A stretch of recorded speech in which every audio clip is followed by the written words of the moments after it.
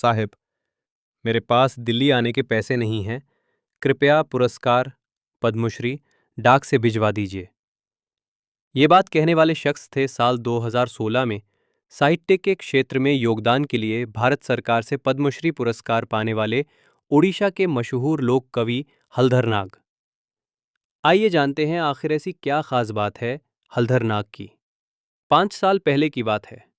सफ़ेद धोती, गमछा और बनियान पहने हलधर नाग जब नंगे पांव राष्ट्रपति प्रणब मुखर्जी से पद्मश्री पुरस्कार ग्रहण करने पहुंचे तो उन्हें देखकर हर किसी की आंखें फटी की फटी रह गई थी।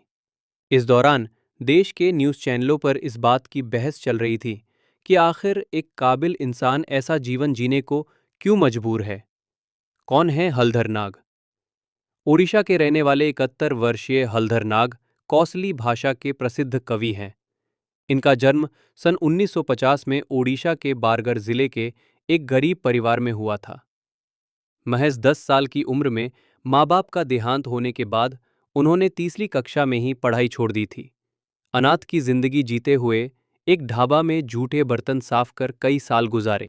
इसके बाद हलधर नाग ने 16 साल तक एक स्थानीय स्कूल में बावर्ची के रूप में काम किया।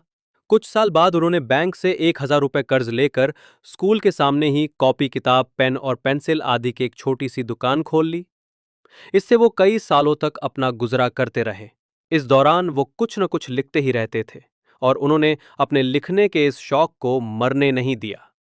सन 1990 में हलधर नाग ने अपनी पहली कविता धोड़ो बरगच द ओल्ड बैनियन ट्री लिखी।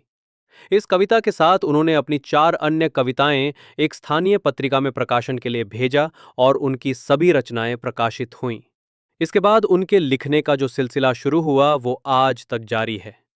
नाग कहते हैं, ये मेरे लिए बड़े सम्मान की बात थी और इस वाकये ने ही मुझे और अधिक लिखने के लिए प्रोत्साहित किया। इसके बाद मैंने अपने आसपास के गांवों में जाकर लोगों अपनी कविताएं सुनानी शुरू की। इस दौरान मुझे लोगों से सकारात्मक प्रतिक्रिया भी मिली।